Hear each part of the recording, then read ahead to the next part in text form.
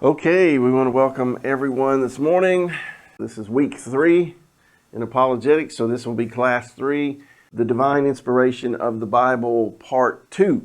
The reason I decided to share these last 2 classes in Apologetics because I believe they're helpful to every Christian to strengthen your faith and also give you an answer to the skeptics out there and all the lies and stuff that's going on in the social media about Jesus being a historical figure or not. And just, there's so many lies, and so many people think they're experts out there because they watch YouTube videos. But, there's a lot of misinformation, disinformation, and just outright false stuff on the internet.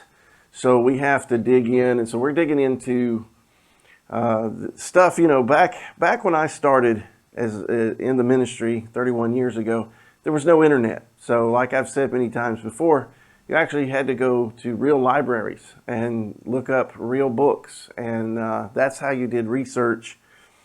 And so anyway, so we're going to cover some of that stuff. We're going to cover some history this morning. But again, this is Apologetics Class 3, Divine Inspiration of the Bible, Part 2. And I haven't decided on your assignment, but I'll figure out one before the class is over. We're going to be moving on this week. But last week, just kind of update, we did an introduction. In our first week, we did an introduction to apologetics. And just to give you the definition, apologetics, the Greek word apologia, just simply means to give a defense of the gospel, give an answer, to give reasons why you believe, and the evidence. And so we've talked about that there's evidence. The evidences that we look at: manuscript evidence, archaeological evidence, fulfilled prophecy, historical evidence. We have, the writings of other historians, non-Christian historians that confirm these things. So we're going to see some of that today. But today, mainly, we're going to focus on the prophecies of the Bible. And again, you've seen this slide several times, but I'm going to put it up here again because we're going to talk about the Old Testament prophecies, because last week we established that the Old Testament was finished, more than likely, the canon, Genesis to Malachi, finished in about 450 BC, at least by 400 BC, and that there's hundreds and hundreds of prophecies fulfilled, given in the Old Testament that we see fulfilled after the fact, and fulfilled specifically by the coming of Jesus, about 300 and something fulfilled. And no other religious book or text can make that claim. I've said that before, but I'm going to say it again and again and again. Muhammad, for instance, cannot point to any ancient scripture, literature, writings. Muhammad can't point to anything foretelling his coming, specifically where he would be born, his life, his death, what he would do. Muhammad has nothing like that. But Jesus Christ of Nazareth, the Messiah, God who came in the flesh, has hundreds and hundreds of prophecies foretelling very specifics: where he would be born, where he would live at different times, his ministry, how he would die, everything. He would be raised from the dead. Very specific stuff that is historical. But I want to read this again. The Bible is unique above all other religious texts. So this is not a biased Christian claim. This is not exaggeration. There is no other like it. The Bible has more manuscript evidence than any 10 pieces of ancient literature combined. There are more than 24,000 copies of portions of the New Testament in existence today, some of which date back to the 1st century when it was all happening. In comparison, the Iliad by Homer only has 643 surviving manuscripts. As we talked about a lot last week, the discovery of the Dead Sea Scrolls, written in Hebrew, Greek, Aramaic, which contains all the books of the Old Testament except Esther, and includes a copy of the book of Enoch. These manuscripts, some dating back to 300 BC, confirm that the Old Testament scriptures were translated accurately for the last 2,300 years. The Isaiah scroll, for instance, was compared to the Isaiah that we have today in our Bibles and found to be identical. So we have an unbelievable book and testimony and history and archaeology and manuscript evidence beyond any other book in ancient literature. If you throw the Bible out, you have to throw out all of other ancient history books. You just have to. There's no other way. Again, you've seen this slide, but I'm going to repeat this again because this is so vitally important. And the reason I repeat this stuff, I want it to get in your head, also that you know it's important, but that you get it in your head. And that's, and I say it this way, the quantity and the specificity of fulfilled Bible prophecy is the DNA evidence of the God of the Bible being the true creator.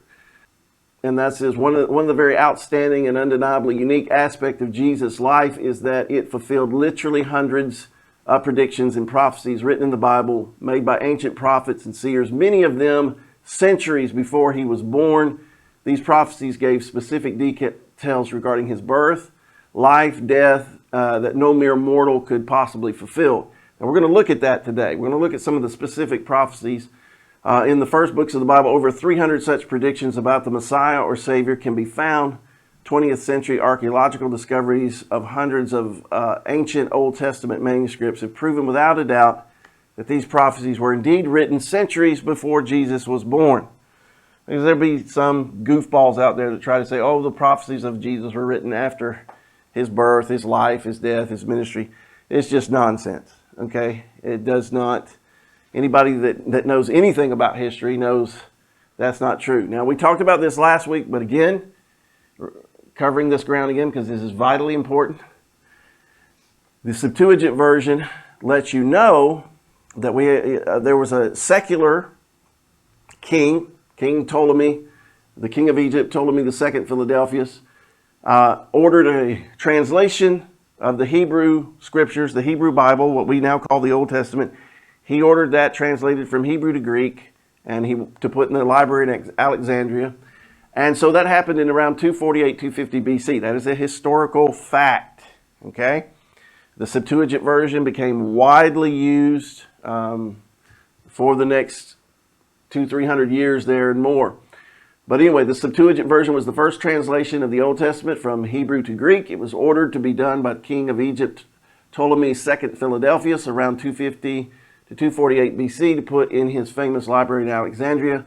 The significance of the Septuagint version done by a non-Christian king in 248 BC is that it proves that we had the Hebrew scriptures, the Old Testament, Genesis to Malachi, long before Jesus was born and started his ministry from a credible non-Christian source. It also proves that the detailed prophecies about Jesus were not written after his death, his birth rather, and ministry into the 1st century AD, as some critics accuse. Vitally important that you get this down in you to understand, because this is what the arguments that come up from atheists and agnostics and so on and so forth. So as we move on here, I want to get back again. We're covering some ground that we covered last week, but it's important because as we're transitioning into talking about we're still talking about the Old Testament, where we're talking about the prophecies of Jesus that were fulfilled in the New Testament of his first coming.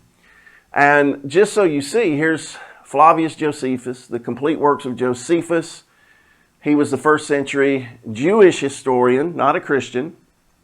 And this is what he said. So what I'm getting at is the Bible foretold, when we're going to look at foretold the Messiah coming, and we see that Jesus fulfilled those prophecies. So what's interesting, when you have that, you have people now right out on the internet with their denying that Jesus was a real historical figure, yet again, Christian, non-Christian, and Jewish historians say he existed. All right? So what do? We throw out history because they got an opinion from the internet, right? But no, we don't. Josephus said this, at this time there was a wise man called Jesus, and his conduct was good and he was known to be virtuous. Many people among the Jews and the other nations became his disciples. Pilate condemned him to be crucified and to die. Now remember that. Pilate condemned him to be crucified and die. So Josephus says this, that Pontius Pilate condemned him to be crucified and to die, but those who had become his disciples did not abandon his discipleship. So there he tells you the church continued, right? I mean, amazing. They reported that he had appeared to them 3 days after his crucifixion and that he was alive. Accordingly, he was perhaps the Messiah, concerning whom the prophets have reported wonders And the tribe of the Christians, so named after him, has not disappeared to this day. Josephus, The Antiquities of the Jews, Book 18, Chapter 3, Paragraph 3. So, you know what you should do? You should find you a copy of this, Josephus, and look it up for yourself. But here's a first century historian. Now, let's go back, and I shared this with you last week, but I want you to see the Roman historian, and very much respected Roman historian, Tacitus. Cornelius Tacitus, AD 56 to AD 117, was a senator and historian of the Roman Empire. In 115 AD, Tacitus wrote the following in the book 15, chapter 44 of the Annals. Consequently, to get rid of the report, Nero fastened the guilt and inflicted the most exquisite tortures on a class hated for their abominations, called Christians by the populace. Christus, or Christ, from whom the name had its origin, suffered the extreme penalty, which is crucifixion, during the reign of Tiberius at the hands of one of our procurators, Pontius Pilate. So here both historians, Roman Tacitus, Jewish Josephus, say that Jesus was crucified and that he was tried, and that order came from Pontius Pilate. Okay?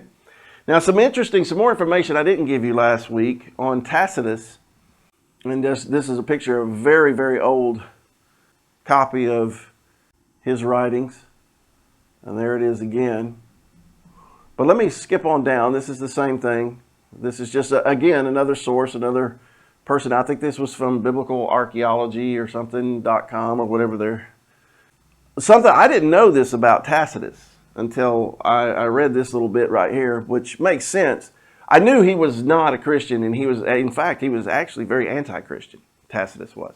So the fact that he wrote that is telling, because that shows you an enemy of Christians admitted that this was a historic event, that Jesus Christ lived, was crucified, was executed under Pontius Pilate, and that that continued.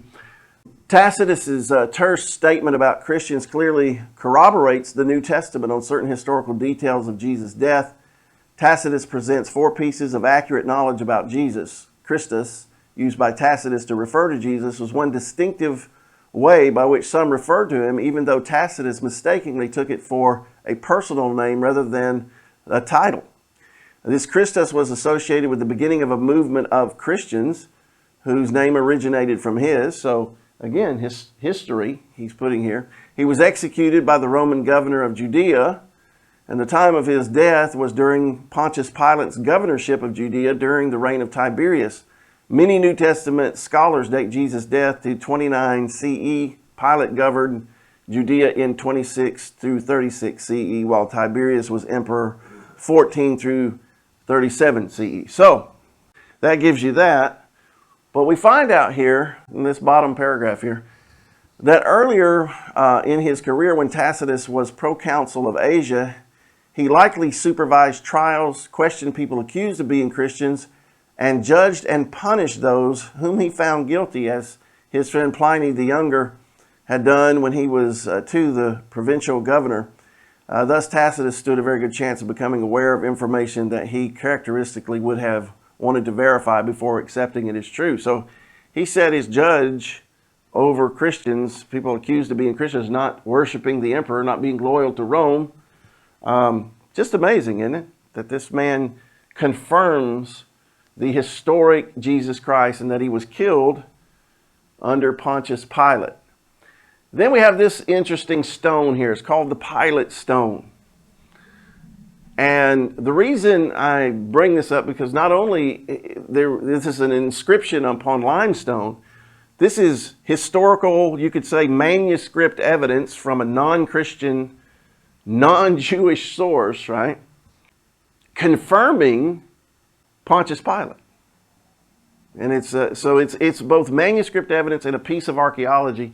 And let's look at this. The Pilate Stone is a damaged block of carved limestone with a partially intact inscription attributing to and mentioning Pontius Pilate, a prefect of the Roman province of Judea from AD 26 to 36. It was discovered at the archaeological site of Caesarea Maritima in 1961. The artifact is particularly significant because it is an archaeological find of an authentic first century Roman inscription mentioning the name Pontius Pilatus. It is contemporary to Pilate's lifetime and accords with what is known of his reported career. In effect, the writing constitutes the earliest surviving record of a contemporaneous evidence for the historical existence of this person, otherwise known from the New Testament, Jewish literature, and brief mentions in retrospective Roman histories, which have themselves survived in still later copies. So here you have, again, I'm putting this forth, a fairy tale does not have multiple historians attributing the truthfulness of these people and these events. So what I'm saying is, when you look at people and they want to say, well, that's just the Bible, and you say, no, Roman history, Jewish history, archaeology have confirmed that these events were not fairy tales. They were true, they happened, they were recorded, and we have the evidence. And God made sure, I believe God made sure we had the evidence so that we can say, you know what, my faith in the Bible, my faith in Jesus Christ as the Messiah, the Savior, my faith in true biblical Christianity is not just based on blind faith. It's not just on blind faith in the Bible. It's based on historical evidence, archaeological evidence. And as we're going to see, the supernatural aspect of specific fulfilled prophecy. I mean, you can't, again, show me a book that does this, that is both an accurate historical document of things that happened thousands and thousands of years ago, confirmed again and again and again, but also told you things that would happen far in advance.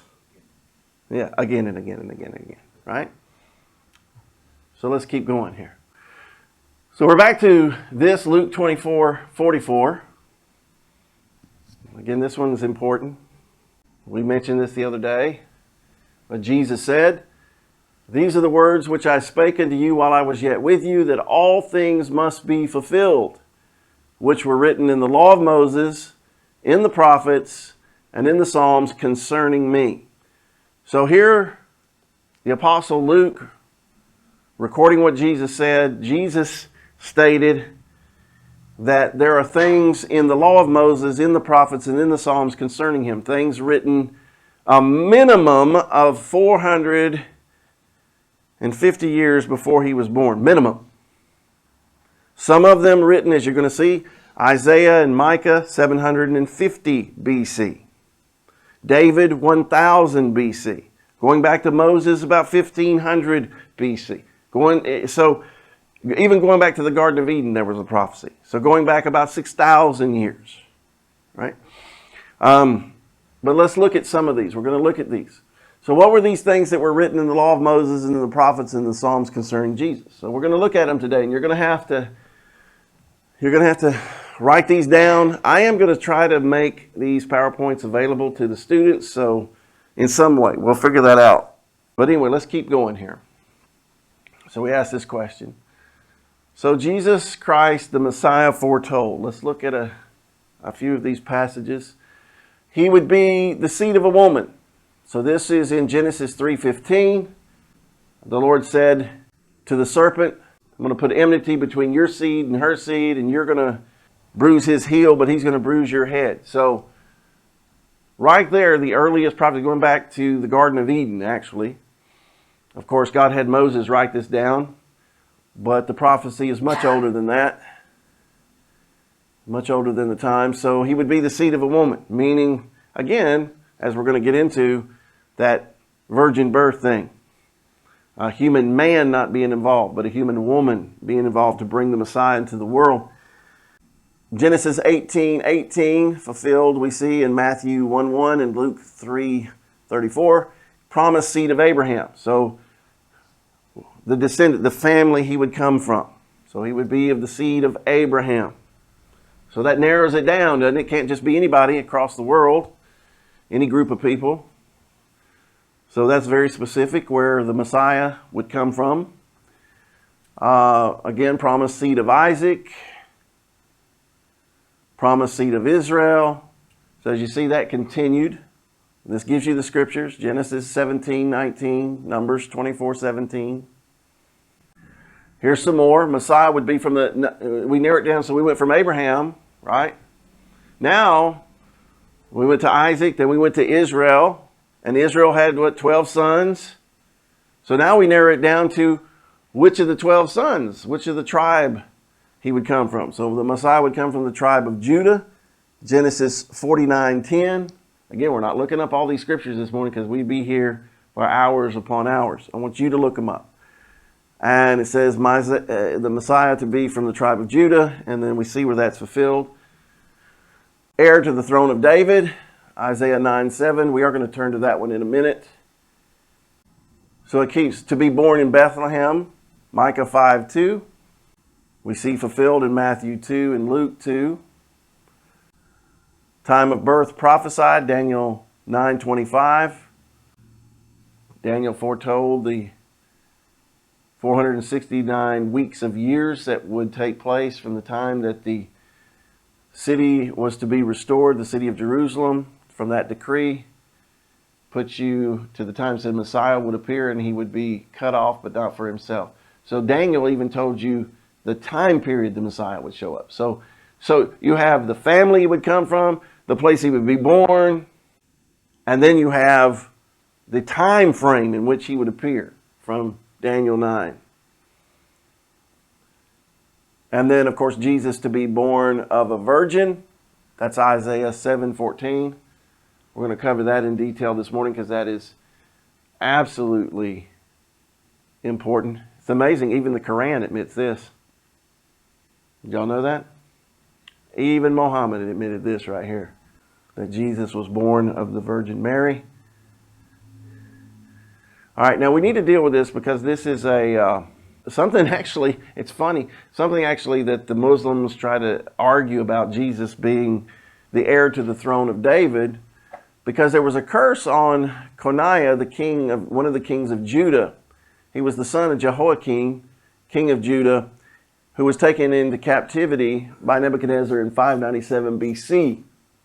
Jeremiah curses Coniah, the son of Jehoiakim, Jeremiah 22:24 through 30, and we may turn there. In fact, I'll turn there and read this in a second, because he puts a curse on the line there.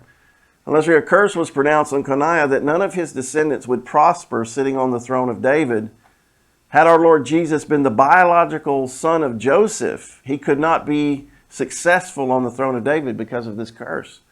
But since he came biologically only through Mary's lineage, he was not affected by the curse of Jehoiakim or Coniah. And that's it. If you can read that whole thing, the whole curse and story is Jeremiah 20, chapter 22, 24 through 30. And here's your little picture of somebody that put together the line. There's Jehoiakim, the curse came down through Joseph. So what they were saying is Joseph was basically Jesus' legal father, but not his biological father. So his line of his humanity only comes from Mary's side. So it was not affected by that curse. It's important you know that. It'll come up, believe me. There'll be people who go, oh, Jesus could not be on the throne of David because of the curse on the descendants of the kings of Judah. But it was on this particular line here, Mary's line. All right? All right, let's look at this. This is just interesting. You can look this up in your lexicons. But it says, and Jacob begat Joseph, the husband of Mary, of whom, and just remember, of whom was born Jesus, who is called Christ. Now, a lot of people, of course, the Jews would like to jump on it and say, oh, he's talking about Jesus came from Joseph. No, we know that the Holy Spirit came upon Mary. Supernaturally, she conceived. And so when he ends, it says the husband of Mary, Mary here, of whom. It's interesting that the phrase of whom is feminine in the Greek. So it's kind of showing, we're not talking about Joseph, this of whom, we're talking about Mary. was born Jesus the Christ.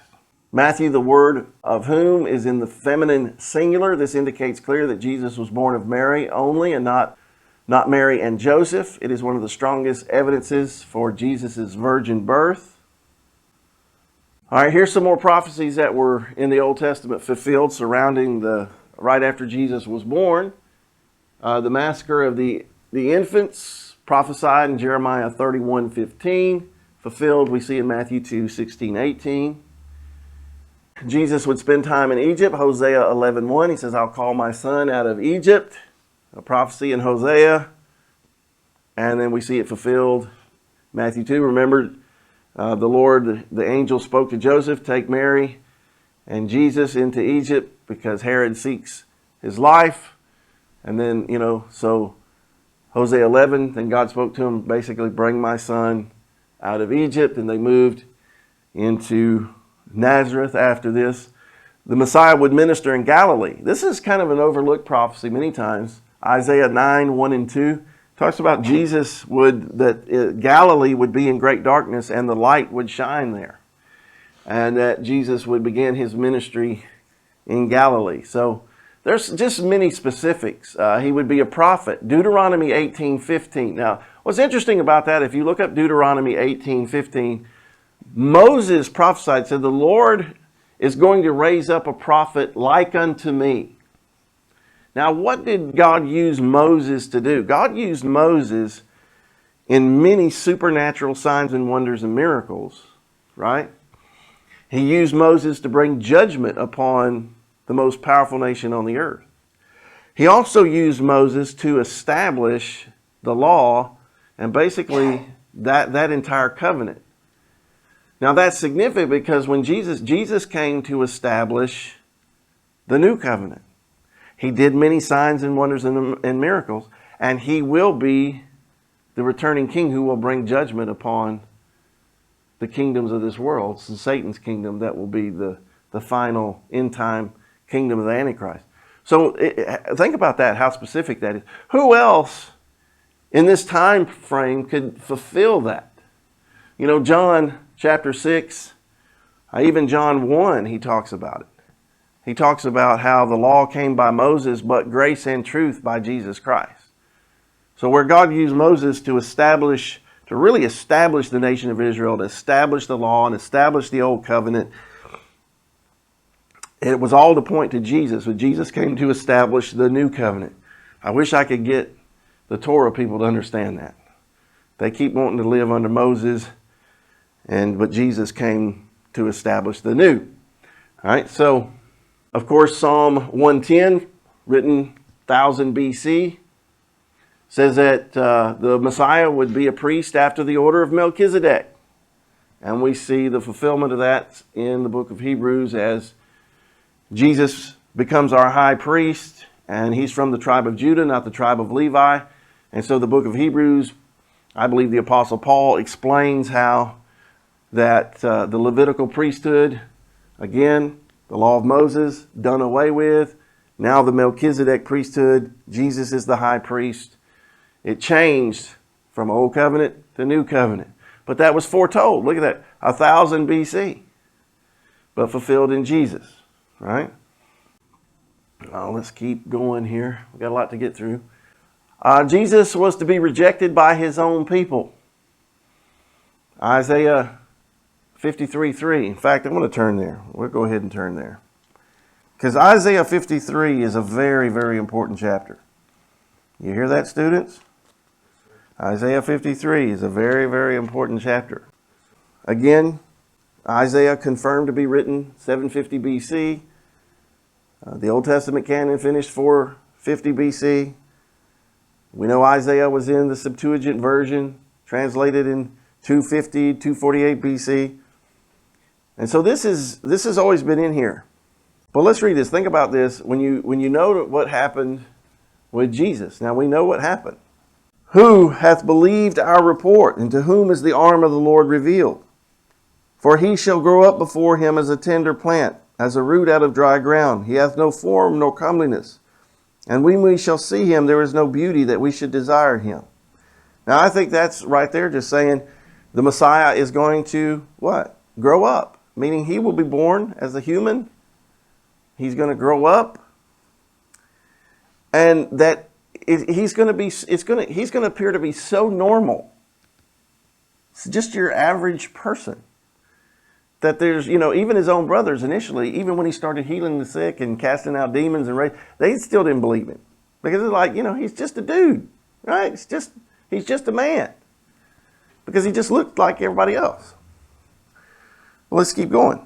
Verse 3, he is despised and rejected of men, a man of sorrows and acquainted with grief, and we hid as it were our faces from him. He was despised and we esteemed him not.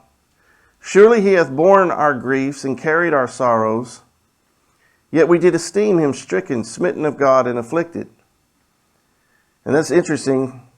The book of Matthew translates this, that he has borne our griefs and carried our sorrows. Talking about he bore our sicknesses. And then if you doubt that, he goes on to talk about it here, verse 5, but he was wounded for our transgressions.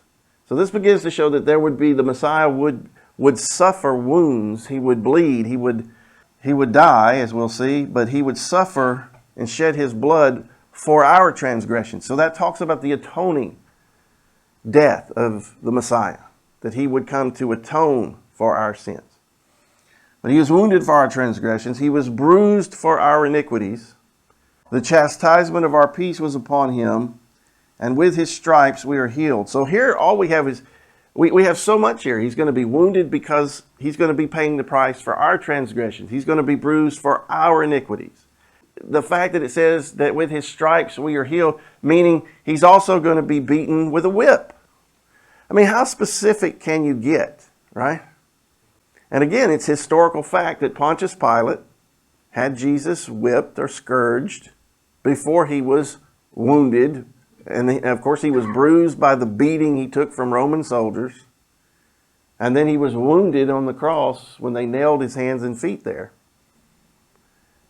I read this. I'm going to tell you a little story real quick. When I went to Israel in 1988, I had this entire chapter memorized because I knew I would be witnessing to Jews. And I knew if you're going to convince a Jew that Jesus is the Messiah, because they've had so much propaganda and so many things thrown at them to get them away from that, you have to prove it to them from their scriptures, from their Bible. They don't accept the New Testament, but they do accept the Old Testament, right? They know the book of Isaiah is legit. So I remember when we flew from Atlanta to Paris, France, and in Paris we were changing planes to get on Israeli Airlines to fly to Tel Aviv. And I know the situation between my brother and I, the way we were flying was suspicious because at the point we flew with one-way tickets and no checked luggage. So immediately Israelis are going to go, okay, who are these guys, right? And of course we had no records on us or anything, so it's like we don't know who these guys are, what they're doing. So we get pulled out in Paris in the airport by Israeli security before they're going to let us get on Israeli Airlines. And they go through everything. And we get questioned by what I believe to be two Mossad agents. This is just my opinion, that they were very interested in what we were doing and why we were going to their country. And I mean, they went through everything in our luggage and, searched us. And they were very nice. I mean, they weren't rude or anything like that. They were just, I remember the big guy. He was as wide as he was tall, right? This guy, this Israeli security guy. And I remember him saying, he said in his Israeli accent, our country is small and we have many enemies. And he said, he was just saying, I hope you understand that that's why we have to check you out. But there was a female officer, and she was going through, he left, and then she was going through our stuff. And so I don't know, I just felt led by the Lord to talk to her. And so, because we told them we're Christians, and they saw we had Christian tracts and Bibles and literature. So they knew, okay, these guys are just crazy Christians headed to Israel. I guess they're kind of used to that, right? So I start talking to this Israeli security officer, probably Mossad, and, tough girl. Start talking to her, but I started quoting this verse. I said, so are you familiar with the prophet Isaiah? She said, yeah. She said, I went to Hebrew school. I said, well, do you believe in God? And she's like, I don't know. So she was even an Israeli that was doubting even in God, So I start quoting this. I said, this was written by your prophet Isaiah in 750 BC. And I start quoting this entire chapter to her, right? I said, you can look it up. It's right here. You can look it up in your Bible. You can read it in Hebrew. But I'm quoting it to her, and I get down through and I read the whole thing. He was wounded for our transgressions. He was bruised for our iniquities. Chastisement of our peace was upon him. And I start going down, and I said, don't you see that Jesus is the Messiah? He had to die for our sins. He became the Lamb of God. He became the sacrifice. The tears were rolling down her face. She didn't say a word. She didn't say a word, just tears flowing. She packed our stuff up and was like, I got to get these guys out of here. Just go get on the plane. She carried our bags herself to the plane. Like, go, please leave. But the tears were running down her face. That's how powerful this is. Because it's just such truth. 750 years before he was even born. And another 33 years before he would die this way as our sacrifice. Again, no other book, no other religious writing even gets close to this. If this was the only chapter we had like this, it would be enough. Because he goes on to say, we like sheep have gone astray. We have turned every one to his own way, and the Lord hath laid on him the iniquity of us all. The gospel, 750 years before the Messiah would even come. Here it is. He was oppressed, he was afflicted, yet he opened not his mouth. He is brought as a lamb to the slaughter. And as a sheep before her shearers is dumb, so he opened not his mouth. He was taken from prison and from judgment. So that talks about he was thrown in prison. He was brought before the judgment of who? Pontius Pilate. It says, who shall declare his generation? For he was cut off out of the land of the living. Why was he cut off? For the transgression of my people was he stricken. For sin, for transgression, for iniquity was he killed as a lamb, as a sacrifice, as an atonement. Or the word we learned in our redemption class, the propitiation. Right? He made his grave with the wicked and with the rich in his death. So he was buried in a rich man's tomb. I've been in that tomb. That is a fact. He was buried in a rich man's tomb. Joseph of Arimathea. And I've been there. And it's not the one the Catholics say. It's the other one. Which is usually always the case. Right? Look at this. Because he had done no violence. Jesus never did anything wrong. No violence. No evil. Neither was any deceit in his mouth. Yet it pleased the Lord to bruise him. For he hath put him to grief when thou shalt make his soul an offering for sin. So he's saying right there, the Messiah would be an offering for our sin. He shall see his seed. Now look at this right here. It says, he shall prolong his days. Well, wait a minute. He's going to die, right? Prolong his days. What's that mean? He'll be raised from the dead. He'll live forever. And we'll get to that. There are prophecies about the Messiah being raised from the dead and being eternal, right? And the pleasure of the Lord shall prosper in his hand. He shall see of the travail of his soul and shall be satisfied. By his knowledge, listen to this, by his knowledge, what he goes through, the word knowledge means experience, information gained by experience. By his knowledge or his experience shall my righteous servant justify many, for he shall bear their iniquities. Therefore will I divide him a portion with the great, and he shall divide the spoil with the strong, because he hath poured out his soul unto death, He was numbered with the transgressors and bare the sin of many and made intercession for the transgressors. So here it tells you that he was numbered with the transgressors, crucified between two criminals, right? And it says he bare the sin of many, so he took the sins of the world upon him. And he made intercession for the transgressors. Remember him saying, forgive them, Father, they know not what they do. You have it all here in one chapter, just about every bit of it. 750 years. And really, you could say 780 plus years before this event would happen. So this is powerful stuff. This cannot be denied. Many years ago, I was studying, again, the old-fashioned way, books and lexicons and Bibles and all over my kitchen table. And a friend of a friend walked in who was Jewish, went to the Jewish temple. She made the mistake. She asked, what are you doing? Because she saw me studying the Bible. I said, well, I just happened to be studying the prophecies in Jeremiah and other places about the new covenant and Jesus. So I started telling her about it. She visibly began shaking. But in a good way, because then she said, I said, this is all in yours. Go get your version. It's all in there. Because I showed her this stuff. And she was like, I got to get I got to get you to talk to my rabbi. I'm like, why don't you read this and you talk to him? And ask him, what is this?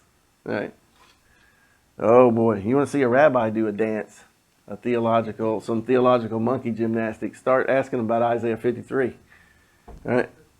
Well, here it is. Jesus was to be rejected by his people, which he was. Psalm 2. Why do the heathen rage? The people imagine a vain thing. They rise up against the Lord and against his anointed, his Christ, his Messiah. Characteristics of Jesus were prophesied. He would magnify the law, make it honorable. He would be just, holy. I mean, there's all this stuff in here. I mean, we could just go down. His triumphal entry into Jerusalem, prophesied Zechariah 9. He will come riding a colt. Of course, he did that. He would be betrayed by a friend, foretold in Psalm 41. Talked about he that eats with me, sits at my table with me and eats with me, will lift up his heel against me. I mean, Jesus was betrayed at the Last Supper, at the Passover meal, and he called Judas his friend. And he said, friend, do you betray the Son of Man with a kiss? Messiah to be, look at this. How specific is this? To be sold for 30 pieces of silver, foretold in Zechariah 11, 12, and 13. We see fulfilled in Matthew 20 and 27, where Judas took 30 pieces of silver to betray him. The Bible even talks about the silver would be returned. This one is, you want to talk about a wild prophecy. This prophecy right here says the silver would be returned and it would buy a specific field. And that happened. Judas threw it down. They wouldn't take the money. He said it's blood money. So they went and bought a field to bury people in. Now, could Jesus control any of this in the sense of, as a man, do this, make this happen? No, but all this happened. That Judas's office as an apostle would be taken over by another. See that fulfilled in Acts chapter 1. False witnesses to accuse him, Psalm 27, Psalm 35. See that fulfilled. Messiah would be silent when accused. Remember how finally Pilate had to push him to speak? He would be smitten and spat upon, Isaiah 50, verse 6. These are all important. All right.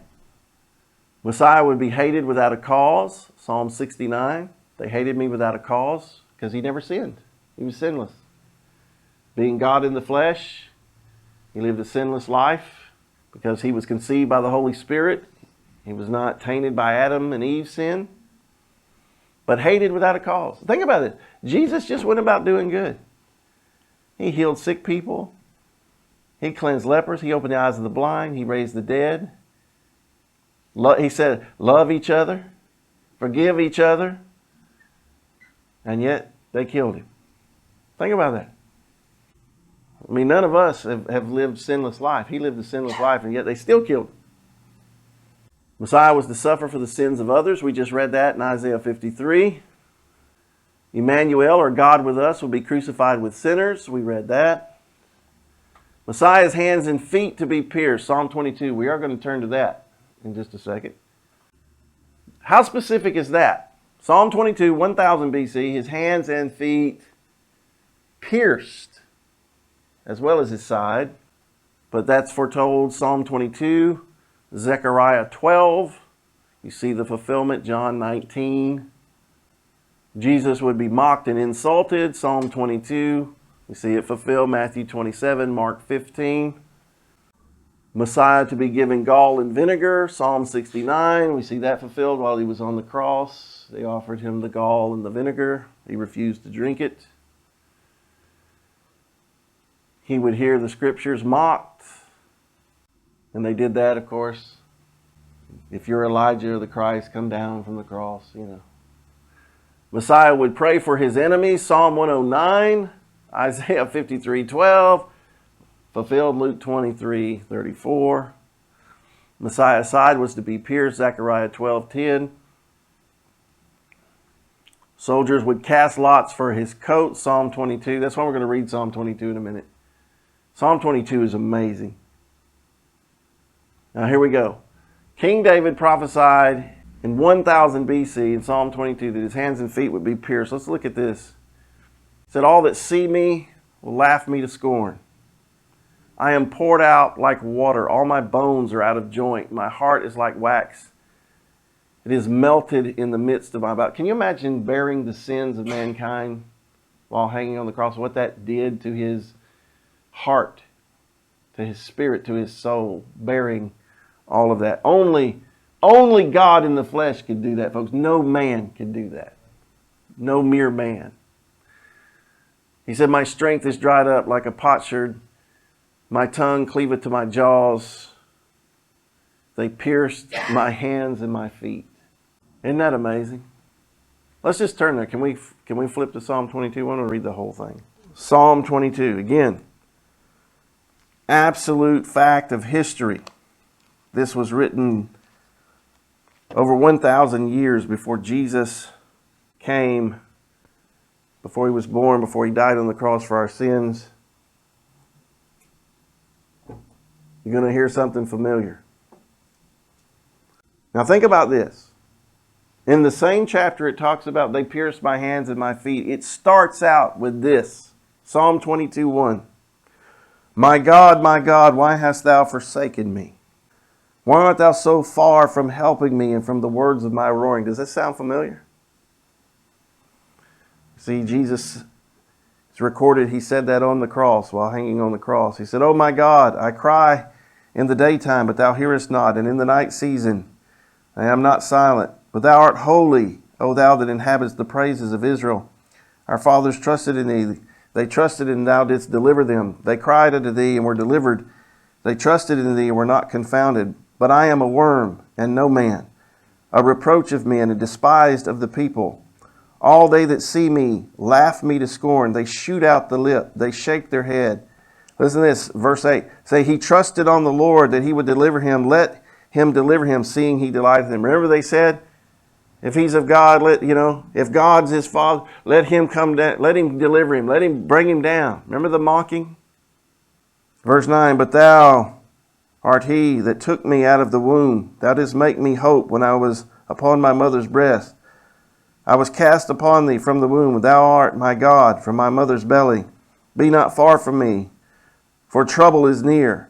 For there is none to help. Many bulls have compassed me or surrounded me. Strong bulls of Bashan have beset me round. They gaped upon me with their mouths as ravening in a roaring lion. I am poured out like water.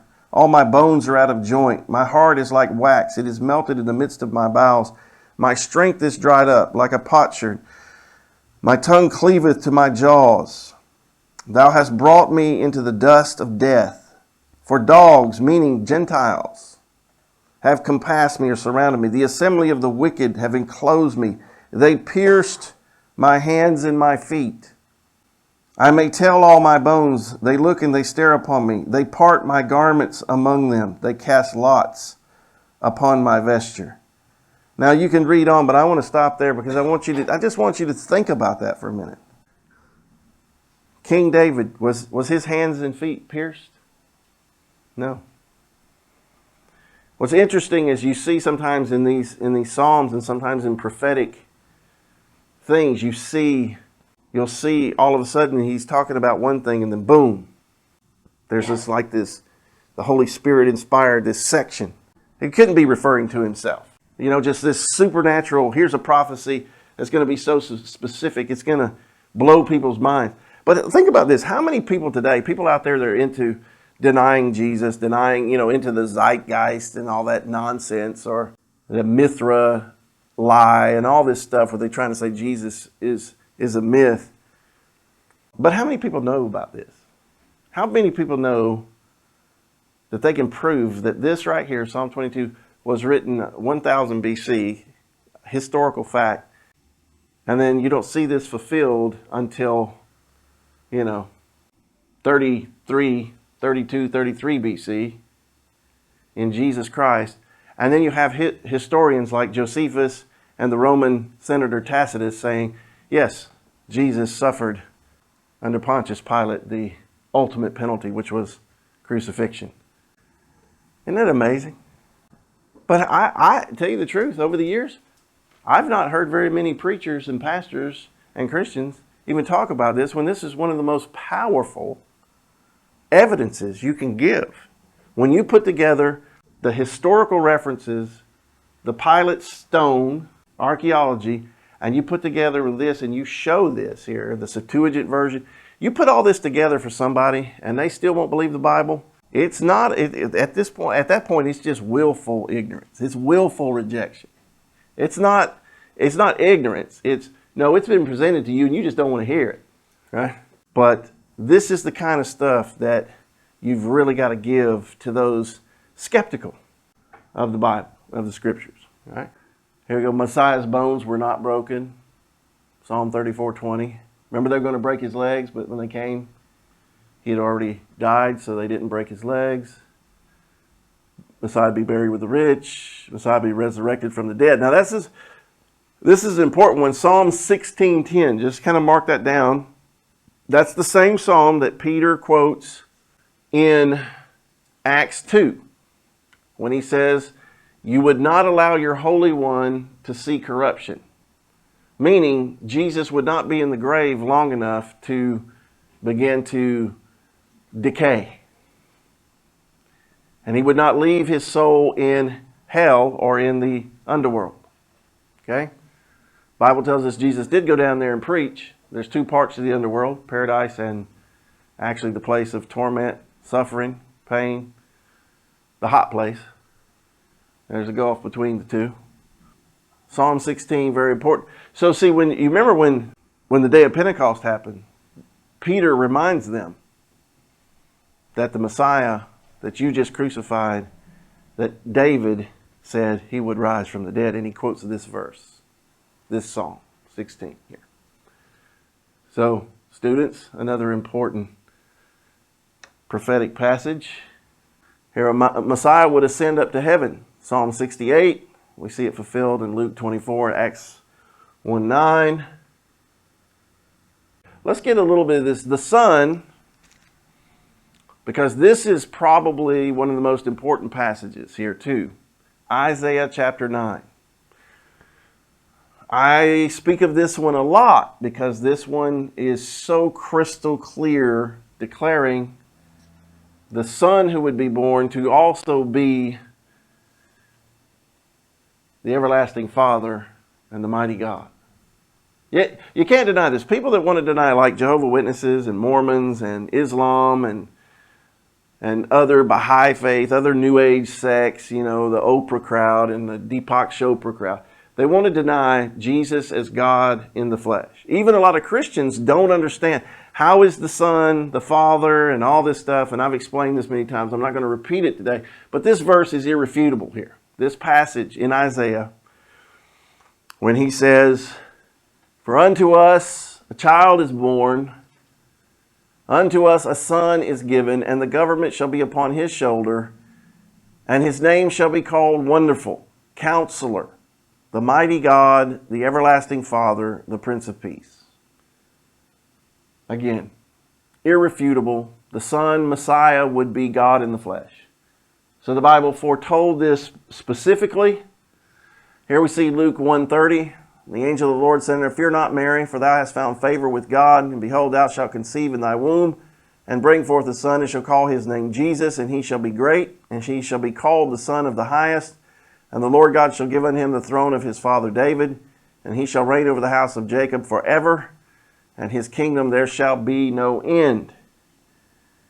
Matthew 1:20, "Joseph, thou son of David, fear not to take Mary thy wife, for that which is conceived in her is of the Holy Ghost. And she shall bring forth a son, thou shalt call his name Jesus, for he shall save his people from their sins.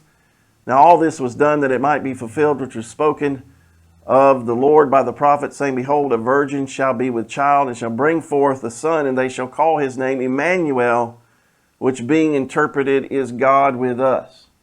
So the Apostle Matthew clearly says that Jesus is the Son who would also be Emmanuel, God with us, that he would come to save his people from their sins. He would be born of a virgin, which takes us back to a very important prophecy in the Old Testament, Isaiah 7:14.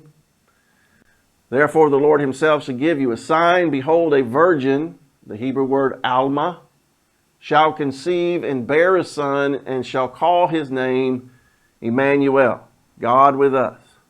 So the Son, born of this virgin, would also be Emmanuel, God with us. Not a God, the mighty God, the everlasting Father. Pastor Dean, that just fries my brain. Well, let it fry. Just let it fry until you just accept the way it is. Right? Just cook it, burn it up, and let's get a new mind. Let's get the mind of Christ. Right?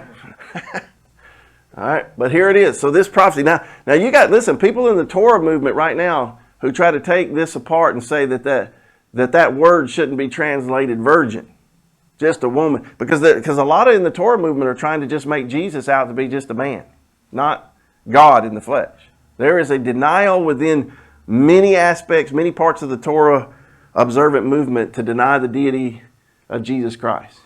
So they have to. Because they're trying to live under the old and not the new. But here we go. Let's look at the context of Alma, meaning virgin. Genesis 24, 43 through 44. "Behold, I stand by the well of water, and it shall come to pass that when the virgin, Alma, cometh to draw water, and I say unto her, Give me, I pray thee, a little water of thy pitcher. And she say to me, Both drink thou, and I will also draw for thy camels. Let the same be the woman whom the Lord hath appointed for my master's son." So this is when they were sent to, the servant, Abraham's servant was sent to find a wife for Isaac. Let me tell you, was he hunting a hoe? No, he was hunting a virgin. Right? He wasn't hunting a hoe. But this one, important, this slide here, this scripture here, and also that word. So I want you guys to know these things. Speaking of Jesus will be born of a virgin, the Bible, Micah 5:2. This is another very important verse you need to know. You should memorize, really. Because this 750 BC-ish, in that time period, the prophet Micah said, "But thou, Bethlehem Ephrathah, though thou be little among the thousands of Judah, yet out of thee shall he come forth unto me, that is to be ruler in Israel, whose goings forth have been from old, from everlasting." Now, I've said this before. It's very important to know that you have a good translation of the Bible that came from the uncorrupted text. I'm going to get into that more in the days ahead. We're going to talk about the text itself. Now, I'm going to say this. I'm not a King James only guy. I'm a Textus Receptus only guy. Okay? All right. King James Version is just a translation from the Textus Receptus, right? It's a particular line of transmission of the scriptures. The King James, now there are people out there that they'll start on the King James and they'll be like, oh, the King James itself is inspired. No, the King James is just a translation into English from the Textus Receptus, the received text. And they didn't always translate, they didn't always pick the best word to translate things sometimes. That's why you need to look up the Hebrew and Greek words. But I'm going to go ahead and tell you, in English, I know that the King James Version was taken from the Textus Receptus. I've studied this for many years. I know it is the preserved text of the Lord. And so that's why I stick with the King James and then just look up things that are, maybe not fully understood, and you look up the words and you get a better understanding. But again, we're dealing with translation, so it's always best to go back to the Hebrew and Greek, but you need to know what text. Now, concerning this verse right here, Micah 5:2, if your Bible says his origins, from old, from ever, origins, if it uses that word, you have a corrupted text. You have a Bible taken from a corrupted text, translated from a corrupted Hebrew text. Because it is so vitally important. Here we have several things. We have three things in this prophecy, 750 BC-ish, from the prophet Micah, one of the minor prophets in the Old Testament. He says that the Messiah, the one who's going to be ruler in Israel, the King of Kings and the Lord of Lords, the descendant of King David, who will sit upon the throne, restore Israel to its power, is going to come out of Bethlehem. So, Jesus, the Messiah, would have to come from Bethlehem. And of course, we have the story. We know that Joseph and Mary had to go when Caesar Augustus demanded the world to be taxed at the time, the Roman kingdom. They had to return to Bethlehem. And why Bethlehem? That was the town of David. David was from Bethlehem. You go back and you read Samuel. Where did Samuel go to anoint David? Where did David live? Bethlehem. All right, so the one who's going to be ruler in Israel, this is long after David. This is, 250 years after David. He's talking about the Messiah, the one that's going to be ruler in Israel. He's going to come from Bethlehem, and his goings forth have been from old, from everlasting, or in the Hebrew, the days of eternity. Meaning the Messiah, the one who would be born in Bethlehem, the one that's going to be ruler of everything, he had no beginning. No beginning, no end. Well, there's only one entity that has no beginning and no end. And who is that? God Almighty, the Creator, the God of Abraham, Isaac, and Jacob. Yahweh. All right? So see, this verse covers a few things, doesn't it? So we have him being born of a virgin, but that virgin would have to somehow end up in Bethlehem. Does Muhammad have this? Krishna? Buddha? No. There's no one like this. So the Messiah was to be born in Bethlehem. Isn't it interesting? Bethlehem means house of bread. Messiah came from the house of bread to become the bread of life. Didn't he say, I am the bread of life? All right. He got in trouble for saying that, actually, didn't he? Hallelujah. So that's where we will end today. There's a lot here. There's a lot of scriptures we could go through. I didn't touch them. I have a book in my briefcase over here, 500 prophecies in the Old Testament and listing all their fulfillment. There's no way we could not cover all those. But again, I want you guys to like I said, you can study all the prophecies. You can go look them all up. And all the ones we cover today, I want you to go back in your Bibles, look this up, and look at where the prophecy was, look at what it was foretold. But those historical facts I want you to get down about Tacitus and Josephus and the Septuagint. I want you to really, really, really know those. All right then, well, I'm done for the day, so we say God bless you guys, Fire and Grace School of Ministry students. Like I said, this week we're going to start picking it up, the pace a little bit. So, all right. Class dismissed. Y'all have a great day.